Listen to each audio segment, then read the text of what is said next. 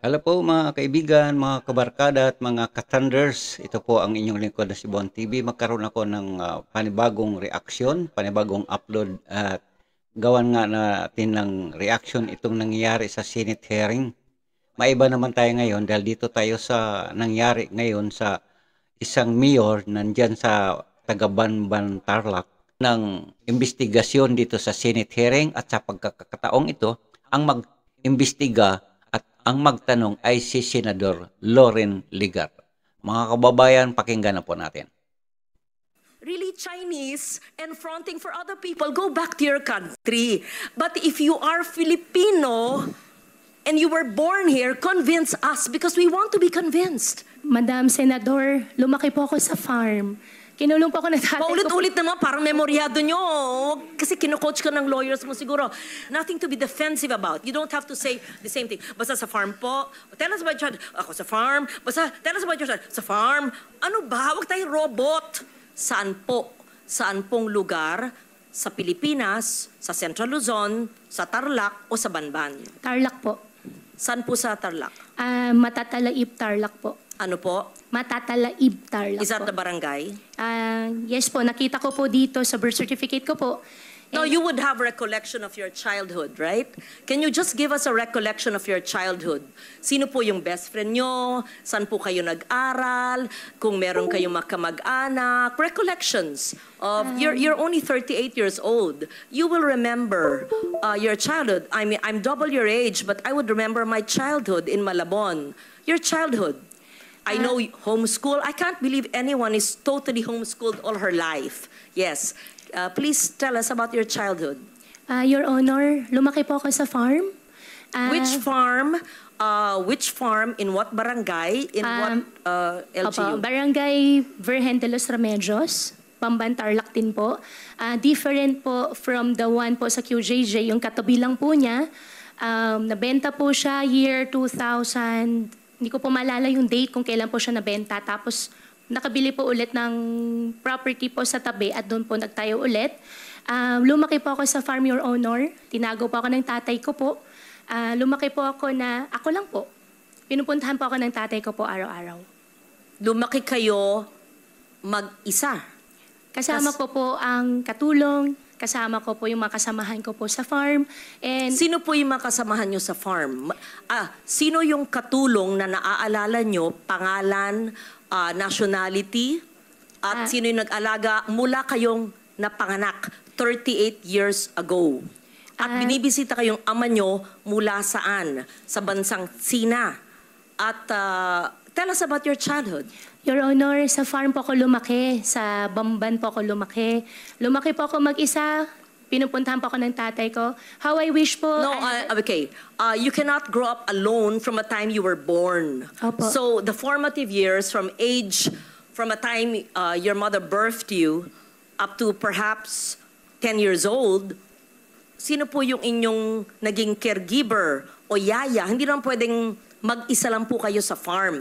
Binibisita kayo ng ama nyo mula saan. So sino po yung sabi nyong kasambahay nyo na nagpalaki sa inyo? Sino po yung sabi nyong mga kaibigan nyo, kasama nyo sa farm? Sino po? Para may...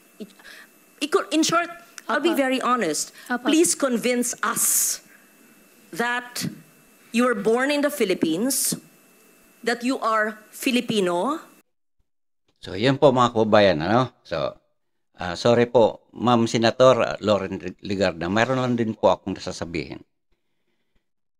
Ang Mayor Alice Go na to, tama nga lang yung mga narinig ko na para bang nakasulat na sa kanyang isipan. Yun at yun din ang kanyang sinasagot.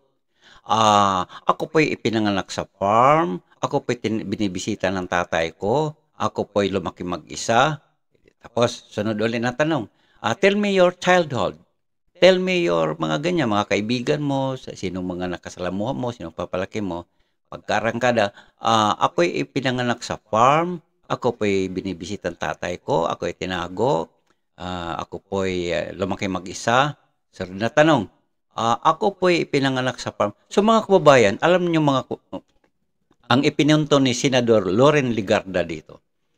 Siya po ay mahigit or ang edad niya is doble na sa edad nitong si Mayor Alice Goo ng taga-Banban, Tarlac. Ang ipinunto ni Senador Loren Legarda nito, doble na kamo yung edad niya kung ikumpara nitong si Alice Goo. Dahil ito pala 38 years old lang, batang-bata, di ba?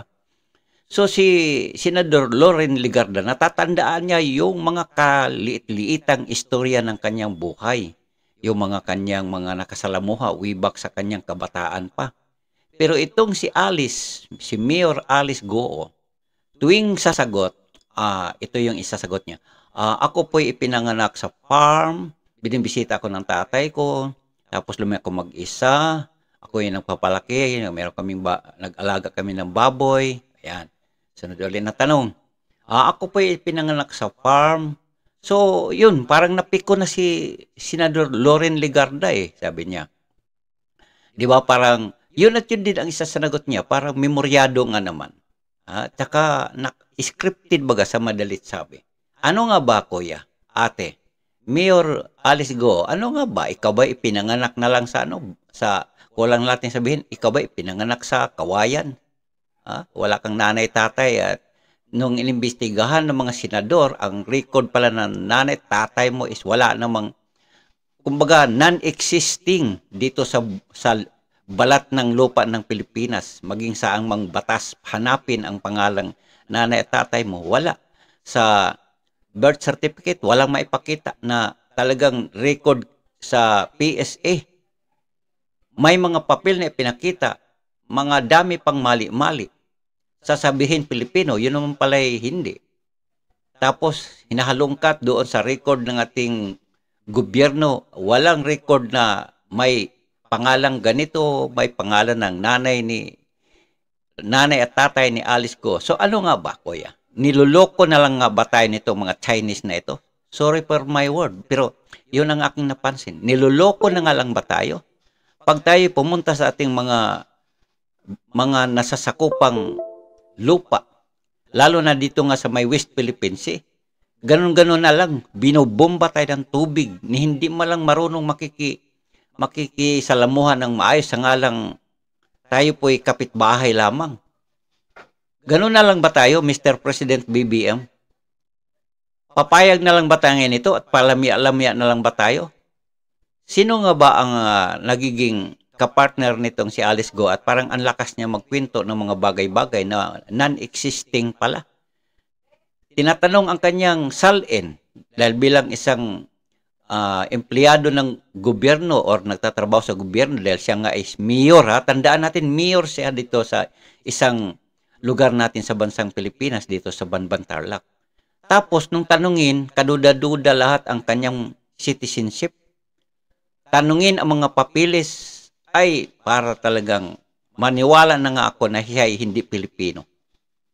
Ayon sa mga ipinakita niyang mga katwiran, mga papilis at mga pagsasagot sa mga senador natin. And that you are not what people suspect you to be. Dediretsuin ko na po. Kumbinsihin mo kami kasi hindi po pwedeng hindi nyo maalala yung inyong first few years of living na formative years. Para makumbinsi kami because we want to be convinced that all elected officials are Filipinos and not spies of other countries. So, as a nationally elected official, and I won in Tarlac, number 1, I think, or 2, and I won in Banban, perhaps you even carried me your sample ballot, we have to know. Di ba ho? So, if you're really Chinese and fronting for other people, go back to your country. Yes, but if you tama. are Filipino, and you were born here, convince us because we want to be convinced. Oo nga naman. So I'm Para trying to walang help you lokohan. by trying to make you recall about your childhood. Hindi pwedeng, kasi parang scripted. Kasi I was born on this. This is what I can remember. And then when I ask you the same question, it's the Yun pa. same rote. R-O-T-E. So convince us. Your Honor, lumaki po ako sa Bamban, Tarlac. Lumaki po ako sa farm. Paulit-ulit. Opo. Anong barangay, anong farm, sino po yung nag-alaga sa inyong sabi nyo na binibisita kayo ng ama nyo, ano yung family situation, sino pong makalaro nyo, kaklase nyo, kung homeschooled kayo, sino po nag-homeschool sa inyo. Ganun po. Niloloko lang tayo. Ika nga, magsalita ako sandali. Madam lang yan. Senador, Ako po ay lumaki po sa Barangay Virgen de los Remedios, Bamban, Tarlac po. Ako po ay isang Filipino. Lumaki po ako kasama po yung mga empleyado po namin sa farm. Ipaprovide ko rin po yung mga pangalan. Come and go din po naman kasi yung mga naging empleyado po. 38 years ago po, Madam Senador, wala po ako talagang maalala ng sobra. Pero meron pa po ako isang kasama ngayon po na matagal na po sa amin, si Mang Boy po, na hanggang ngayon, kasama ko pa rin po siya. Sa susunod po, baka pwede ko po siya i-present din po dito para makilala niyo po. And in fact, 14 years old pa lang po ako, nagtatrabaho na po ako. Kilala po ako ng barangay chairman na mention po kanina na ipapaimbita. At bumibili na po ako ng mais. Pwede po ako mag-present po ng mga pangalan po nila na magpapaalam lang po ako sa kanila kung pwede ko po sila i-disclose po yung names po nila. At Excuse me, San Loren, kung pwedeng idagdag, kung kaugnay nyo lahat ng mga taong ito mula nung pagkabata nyo, pwede nyo bang ikwento ng mahaba-haba ng konti in Kapampangan? Kasi syempre, kausap nyo sila sa sarili nilang lengguwahe. Madam Chairman, ang Bamban po ay Tagalog po. Meron din pong Kapampangan, pero yung mga kasama ko po sa loob ng farm po, mostly po mga Visaya po. Kasi ang piggery po, biosecurity po, hindi po sila lumalabas. Well, actually, San Loren, just for the record, may mga nag-o-observe na mga kababayan natin, pati mga netizens na mga Kapampangan. Yan po ang tanong nila sa inyo. Kasi Kapampangan po ang lingwahe nila. Yes, yes. Anyway, Can you San Loren, speak? please proceed. Thank you for that interjection. It's very helpful. Magsalita po kayo sa Kapampangan kung kayo'y lumaki sa... Madam do. Senador, konti lang po yung alam ko po sa Kapampangan. Ang alam ko po, sobrang konti lang po. Di Okay, takda mo po. what Chinese language do you speak? Hokkien or Mandarin? I can speak Hokkien po. Okay, speak in Hokkien now. Bo? More. Tell us more about your life in China. Wala po akong life po sa China. Dito po ako lumaki sa Pilipinas po.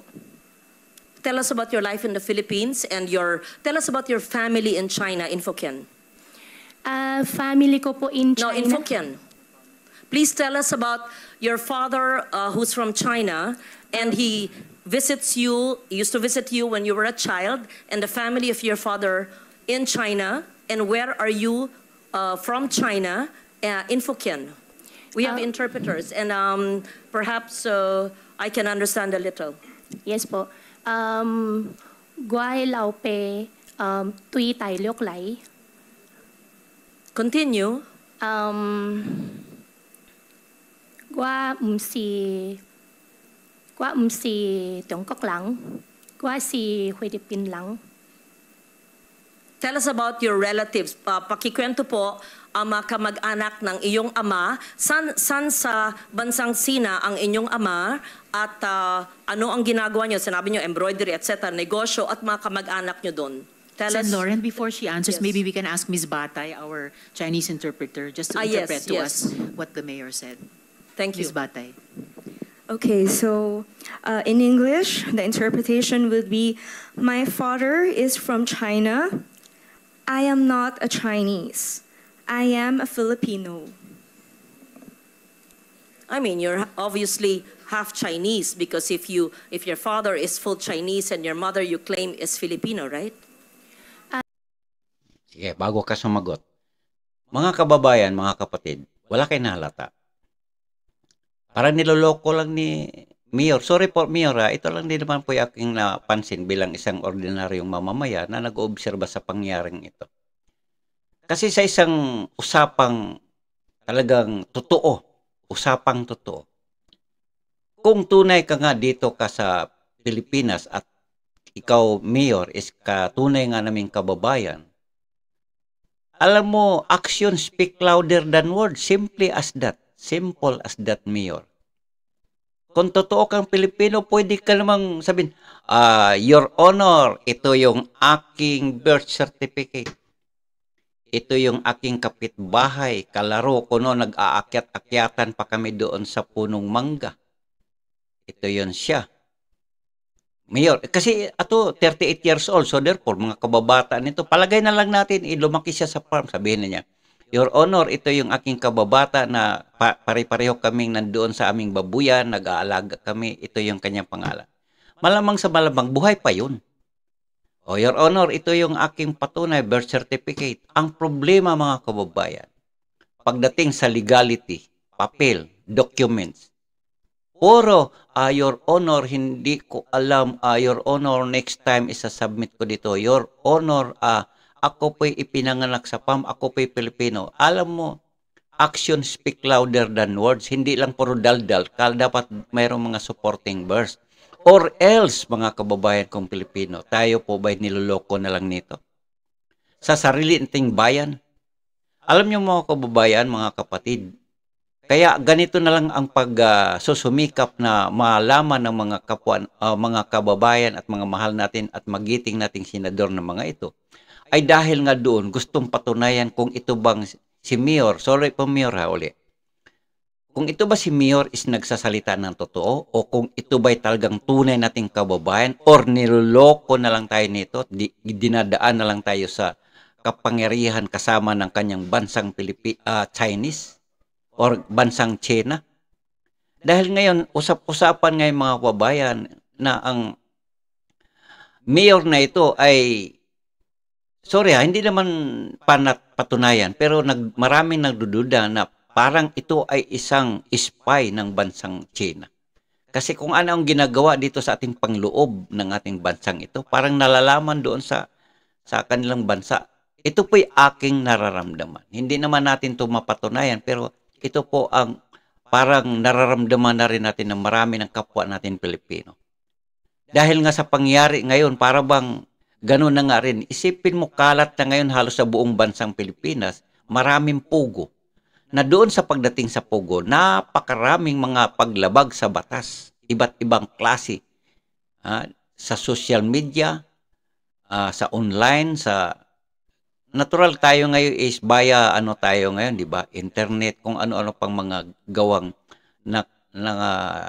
gawa doon sa may loob na ng Pogo. At isa na nga itong si Mayor, kaya siya na ngayon na question dahil nga involved pangalan doon. Patunay nga, maraming tinatanong tungkol sa kanyang mga ari-arian. Abay, siyempre, natural, hindi niya aaminin yun. Pinuntahan yung kanyang salin. Abay, napakaraming butas. Napakaraming mga discrepancy. So ano nga ba ngayon mga kababayan? Tayo ba'y pinagluloko na lang nitong ating mga kababayan tayong ating bansang Pilipinas? Tayo ba'y pinagluloko na lang tayo ba nitong bansang China? Kasi kung totoo, sana nga mapatunayan, tuloy-tuloy lang ninyo yung ating mga magigiting na senador ang pag-imbestiga nito. Suportado po namin kayo, ma'am. At ako po'y magsusubaybay po dito. Kasi hindi nga naman ito maganda. Kasi kung ito nga'y mapatunayan na ito'y niloloko lang tayo nito, ito naman pala hindi tunay na Pilipino at dito na lang natuto magsalita. So therefore, ito'y isang may kaugnayan dito ang ating seguridad ng ating bansa. Baka hindi naman natin pangungunahan, pero saklaw dito ang ating pamumuhay bilang tayo Pilipino na tayo po'y marami nang nakapasok na mga alien dito sa ating bansang Pilipinas. Your Honor, ako po ay isang Filipino at ang tatay ko po ay Chinese. Ako po ay, kung hindi man po ako full-blooded po na 100% po na Filipino, dahil po sa tatay ko, ako po ay isang Filipino po. Okay. What do you recall in 1986 when you were born? Your Honor. And why is it that you obtained your birth certificate? To be fair, sometimes people only have their birth certificates much later. But tell us the process of obtaining your birth certificate in what year? What year did you get your birth certificate? Your Honor, 2005 po. Yes. How Lauren, if I may just quickly add to your earlier question. Proceed, Madam Chair. Mayor, may childhood photos ba kayo sa Bamban? Yes. Meron po, nung bata po ako, Madam Chairman, hindi po talaga uso cellphone. Pero sa nangyari po, meron po mga circulation po ng mga pictures ko po ng teenage life ko po sa conception. I can provide po. In fact, hindi ko po alam na meron po pala akong ganun picture. Could you kindly give us the earliest photos of yourself and your family and your workmates, playmates in your very exclusive and closed farm that you said, and your relatives in China and your father's relatives And the time that you were born, 1986, hindi naman, okay, walang cellphone, but you must have photos. And Yes po. proof of your homeschooling. Siyempre, pag homeschooled, meron pa rin yan mga report card, hard copy pa noon, hindi pa soft copy eh. Yes po, Your Honor. Hahanapin ko po yung mga picture po. Pati So, po yung mga tao po, pati po yung mga empleyado po na kasama ko po. what was the situation, Mayor Go, noong 1986 when you were born? Where was your mother? Where were your parents? And sa mga binibisita kayo ng iyong ama at ang kasama niyong lumaki ay sino? Fill in the blanks, please. Your Honor, 1986 po, nung pinanganak po ako, wala po akong any knowledge po. Dahil baby pa po ako noon, lumaki po ako, may nakikita po ako mga kasama po naging kasama po, naging partner po ng tatay ko po. At lumaki po ako sa farm, isa na rin po yung na-mention ko po nung nakaraan po na Senate hearing, si Teacher Rubilin po, nakasama ko rin po siya.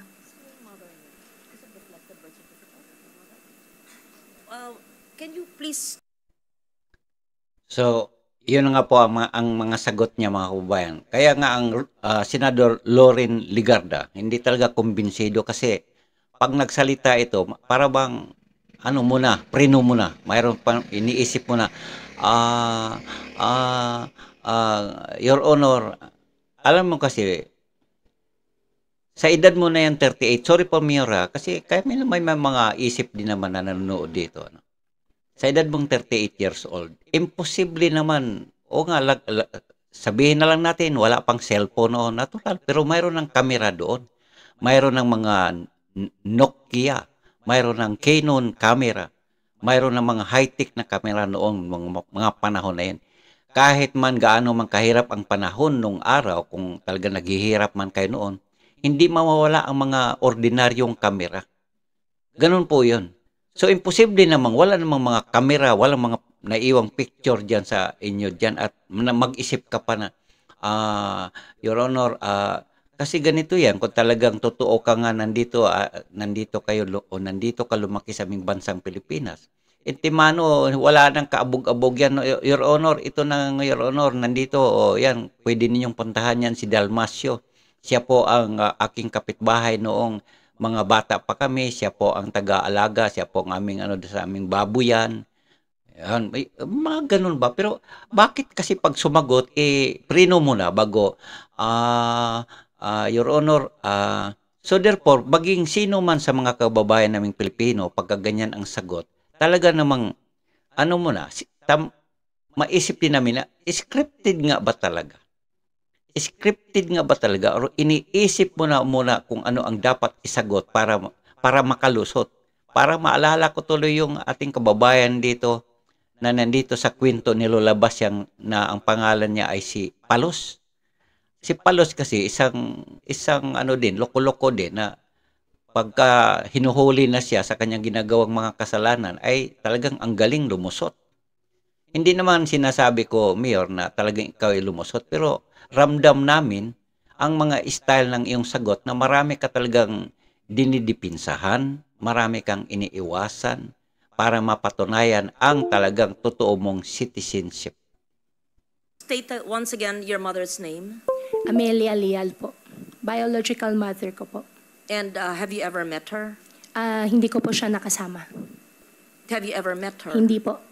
From a time you were born from 86, hindi po nyo na silayan. Hindi na po. And tinanong po nyo sa inyong ama o sa mga kalaro nyo kasamahan sa farm? Your Honor, how I wish po I have a perfect family po. No, we lead imperfect lives. So I don't want to intrude on that. I just wanted to make sure. So, sa pagkaalam ba nyo ay Pilipino ang inyong ina? Opo. Yan po ang sinabi po sa akin ng tatay ko po. At lumaki po ako dito sa Pilipinas po. At wala rin po, Madam Senador, wala rin po akong ibang citizenship kung hindi Filipino lang po. How did you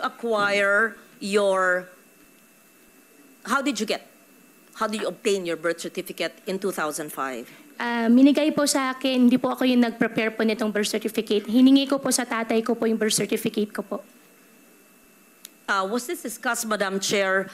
Did the PSA already look at the birth certificate? That was what was being discussed earlier, right, when I arrived? Yes. So that was, we will ask for the report from the PSA on the authenticity of that birth certificate. So tell us more. I know that time is up now. Tell us more in Hokkien, your childhood situation. I don't want to be intrusive, and there's no reason to explain about all of us have imperfect lives, but tell us about your childhood so we get to know you better, and your Chinese playmates, if any, Filipino associates or playmates, if any, and your family in China. In Hokkien po. In Hokkien, Sen. please. Opo. Sa We farm, want to hear you speak your language. ang language ko po ay Tagalog po, Senador. Ako po ay isang Filipino. Sa Yes. farm po, ang gamit po namin lengguwahe po ay Tagalog po. But speak Hokkien. I just want to I hear can it. speak Hokkien po, pero ang Yes. ginagamit po na lengguwahe po sa farm po ay Tagalog. There's nothing wrong with knowing languages. Yes, po. If you're good in Hokkien, speak it, right? For Yes, after po. all, your father's Chinese and you're half Chinese. Madam, Don't be ashamed of that. Opo, hindi naman po ako nahihiya, naman po ako na ashamed. Madam Senador, mas kaya ko po ikwento na mas fluent sa Tagalog kasi yan naman po ang mother tongue ko po kaysa sa Chinese language po. Kaya ako okay lang po na ikwento ko po in Tagalog. Okay, proceed. If you don't like to speak the language of your father, then speak in Filipino. Opo. Briefly, please, Mayor, dahil malapit na tayo mag-suspend for Ay, today. opo, sorry po ma'am. Thank you. Just brief. Apo. Thank you, Madam Chair. Lumaki po ako sa farm. 14 years old pa lang po ako. Nag-aalaga na po ako ng baboy. Ako nagpapaanak. Ako rin po nagbebenta po ng mga fatteners po na nilalabas po ng farm. Medyo, hindi po yung negosyo. Mula po 1986 when you were born, your recollection, 86 to the time you obtained your birth certificate in 2005.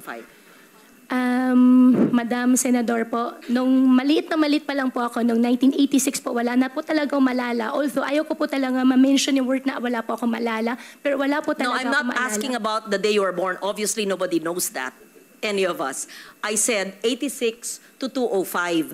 Between the day you were born and 9 years old, you would have some recollection. Ako nga po, doble ng age nyo. Naaalala ko pa yung childhood ko na ako'y 5 years old eh. Kilala ko pa yung grade school teachers ko eh. Yun lang po. Huwag tayo magpilosopo po dito. I mean, Opo. obviously, I'm not asking you, how was it when you were born? Hindi po.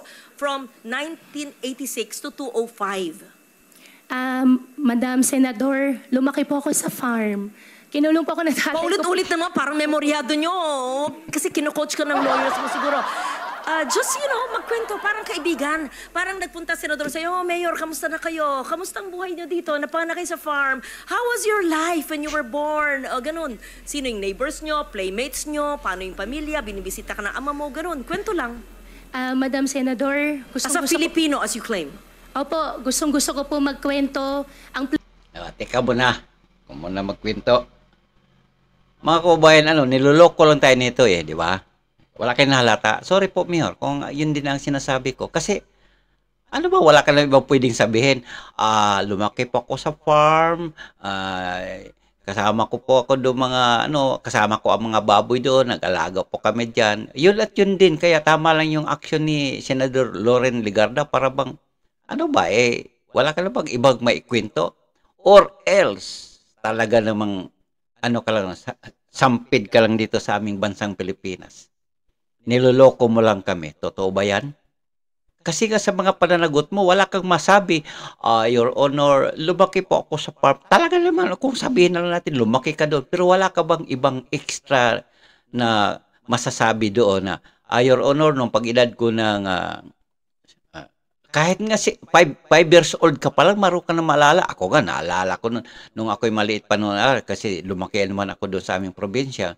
Nung ako'y mga 5 years old pa lang, yung aming puno ng mangga doon sa aming malapit sa bahay, kasi ang bahay naman namin, siyempre, nipahat lang yung masasabi natin sa probinsya.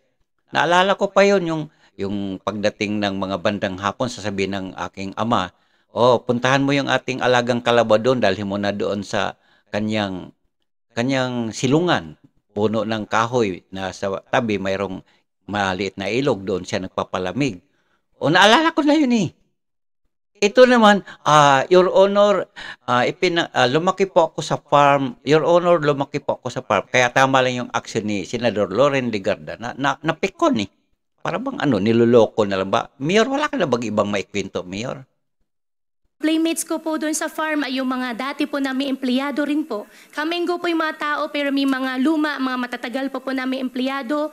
Pagbalik ko po ngayon araw, hahanapin ko po sila at sa susunod po na Senate hearing, isasama ko na lang din po Ako, sila. aaralin pa ng mga abogado. Teka po, anything, when I say your first 10 years of your life, the first 9 years of your life, kilala ko pa yata yung isang abogado mo sa likod mo. Anyway, the first Tama 9 yan. years of your life, Tama yan. what is Kasi the first image that comes? 5 years old, 7. Yes, may about your alam farm na yan. life. Must be a charming, idyllic life, right? Opo, nasalo po ako ng farm. Di pa ako pinag-aral po ng tatay ko puro na po. lang farm. Ang nagtuturo po sa akin si Teacher Rubilin po na na-mention ko po nung nakaraan na Senate hearing.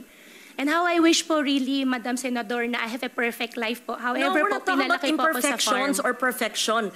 Kwento lang nga eh. Opo. 9-10 years po. Siyempre man, Mayor, may maalala, 38 ka lang eh. Opo, sa farm nga po ako lumaki po, Madam Senador.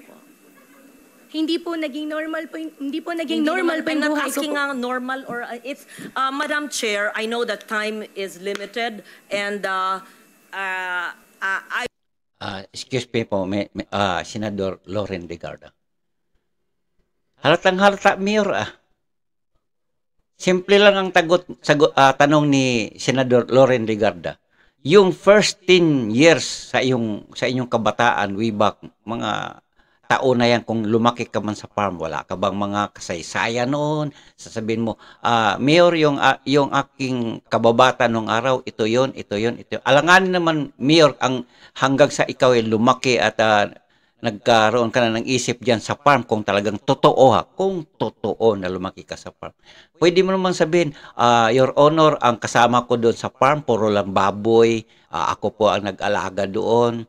O yun, tapos ako lahat, ang kasama ko doon, mga robot lang, mga ganyan. Imposible naman yan. May kasama at may kasama ka talaga na halimbawa, tagaloto. Siyempre, imposible naman, mayroon ka ng babuyan. Siyempre, mayroon ka namang kasama doon. Palagay na lang natin, taga-linis ng mga dumi ng baboy, mga pinagkalatan ng mga baboy doon. Imposible, Mayor, na ikaw na lang. Pwede mo namang banggitin, ito si Takyo, anong apelido, sabihin, Takyo Tamad, o yan. Si Takyo Tamad, ito yon siya, lugar ng Bamban yan, o kaya dito siya nakatira sa may parting Pampanga. Ang kanyang pangalan ngayon is yan, nandyan siya ngayon. Mga ganun ba, Mayor, Alice Goo, yun ang ipinunto ni Senador Loren Legarda. Mga ganong kwento baga na bilang magpapatunay na ikaw nga ay Pilipino. Imposible na lang, isipin mo ang mga palusot mo, ikaw ay late registration. Palagay na natin, late registration, nagkaedad ka na ng 19 years old. Tapos nung mga papel pala, may mga milagro pa palang nangyayari doon. So, hindi naman mali, Mayor Alice Goo, na mag-isip naman kanina, talagang pinagluloko mo lang yung gobyerno ng Pilipinas para palabasin na ikaw nga ay Pilipino at namumuno ka na dyan sa Bamban at mayroong naitayo na isang pugo na yun pala puro mga kababalaghan ang pinagagawa dyan, na maraming piniperwisyo mga kapwa natin tao, na ang katunayan 150 na mga Chinese na deport nang dahil sa mga paglabag sa batas. At ang iba palang nga dyan, may mga negosyo dyan, involved pa ang pangalan mo, Mayor. Yung ang punto dyan, nagdududa kami dito, Mayor, 101% na ikaw hindi tunay na Pilipino at ikaw ikaw lang ay isang taga-ibang bansa. At ginawa mo lang ang iyong kapangyarihan dyan, ito lang naman ang aming bilang isang simpleng mamayan dito sa ating bansang Pilipinas, ito lang naman ang napansin dyan, na nagdududa kami na mayroong mga likod, mayroong kang kasamahan, may mga nagiging contact person or naging ipinagmamalaki sa badalit sabi para magawa mo ang gusto mo at kasama doon ang iyong makapangyarihang pera, salapi at kwarta. Kaya ka ngayon is nagiging dakila ka at nagsisiyaman. Kasi ang kwento nga dyan, di ba, nung umpisa, ay ikaw lang naman is nag-aalaga ng baboy. Pero ngayon, mayroon ka ng helicopter, mayroon pag, di ba, may lupa, o bagamat itinanggi mo lahat ng mga yan, yun na nga talaga ang nagiging consequence. Ngayon, iniimbestigahan ka na. I would want to get to know the mayor. As I said, we're giving you the opportunity to prove to us that you are Filipino. We ask you the questions which I would ask normal people. I would ask you, Risa, tell me about your childhood, right? Survey in our childhood, I talk about my child. Yun lang. Nothing to be defensive about. You don't have to say the same thing. Basta sa farm po. Tell us about your child. Ako sa farm. Basta tell us about your child. Sa farm. Ano ba? Huwag tayong robot. Tell us about your childhood. So we're convinced that you have a childhood in the Philippines. Niloloko lang And if tayo we dito ask sa, you to di ba, speak about a Senator foreign Loren language, Legarda, to speak nasa farm, in a nasa farm. foreign language that you are, nabihasa ka, ay, hindi, mas magaling po ako sa Pilipino. Ba't may kakaya kung magaling sa Fukien? Kung magaling ka mag-Mandarin? Wala. Maganda nga. Marami ka na lengguwahe. I will leave it at that and I will ask more questions in the next hearing because ano ba ang ating pinupunto dito? Yes. Na dapat ang ating mga ahensya ng gobyerno ay hindi nagpapahintulot ng mga sindikatong kriminal na nagbibigay ng mga peking birth certificate at Correct, ibang dokumento na nabibigyan tuloy minsan ng mga Philippine passports o nakakabigay ng ID ng Philippine government agencies na deprive tuloy ang ibang Pilipino sa mga benepisyo. At hindi lang yan, Eksakto, maaari yan. pa, without judging you or Madam Senator. prejudging you, na mahalal sa mga posisyon na maaring maging national security issue. I'm not judging, I'm basing it on what I've heard and read, and I'm giving you the chance to prove that you are Filipino. Yes, Correct. so I will leave it at that. Thank you very much, Madam Chair, for the time and the patience, and I would like for her to submit the photos that you requested, the name of the teacher, and perhaps the teacher who helped her homeschooling, names of employees, their full names, photos, addresses, playmates, etc. You must have a neighbor who knew you in the 80s, right? Imposible mo walang may kilala. Hindi pwedeng sumulpot ko na lang ng 2005, tapos I'm Filipino. ng kawayan. Here. Okay. Yun po, I leave it at that. I'm not yet convinced, but I really, sincerely want to be convinced because it would break my heart if we have a foreigner who is an elected official. It would break my heart kung ganon. It's really a national security risk. So I'll be very strict with DFA and with TSA, ha? Yun po, I leave it at that. I'm not yet So yun mga kapatid. Ako sang-ayon ako diyan sa iyo, Senador Loren Legarda. Bagamat ako ay isang simpleng tao lamang din na nagkuda-kuda at nag-oobserba sa inyong ginagawa, pero ako'y saludo sa inyong ginagawa, Senador Loren Legarda. Huwag niyong tatantanan mga yan kasi baka mamaya isa lang yan sa mga nandito sa ating bansang Pilipinas na nagkunwaring Pilipino. Hindi ko naman sinasabing nagkunwaring ito si Mayor, pero baka sa banda pa roon talagang mapatunayan natin. Kung mapatunayan, maganda. Pero kung hindi rin naman, lalong maganda para malinis ang kanyang pangalan ni Mayor Alice Goong. Kung siya nga Pilipino, di mas maganda. Pero kung siya naman is alien dito sa ating bansang Pilipinas, siguro tama nga yung sinabi mo, Senator Loren Legarda, kung ikaw ay Chinese, di umuwi ka sa bansa ninyo. Dahil ikaw alien dito at niloloko niyo lang ang kapwa namin Pilipino. Idinaan lamang sa inyong makapangyarihang pera. Katunayan, damay pa yung aming bansa dito sa kalokohan ninyo, sa inyong ginagawang mga kalokohan dyan sa Pugo. Katunayan nga pala yung na-deport na 150, puro Chinese, puro mga loko-loko din pala yun. Buti na nga lang na-deport. Sana nga kung mayroon pang kasunod dyan, i-deport na lahat dyan mga kababayan ko. Alright? So hanggang dito lang din po ang ating pag-reaction sa video na ito at sana po sa susunod subaybayan natin at ang Buwan TV po ay susunod na gawa natin ng reaction ay ang patungkol po dito. Mga kababayan, wag po nating tantanan din ito ang pagsubaybay sa kanilang ginagawang Senate hearing dito tungkol po sa tunay na pagkatao ni Mayor Alice Go ng Bamban Tarlac. So mga kababayan, hanggang dito na lang muna at abangan natin ang susunod nating gawing reaction video sa susunod ng pagpapatuloy naman ng Senate hearing na ito.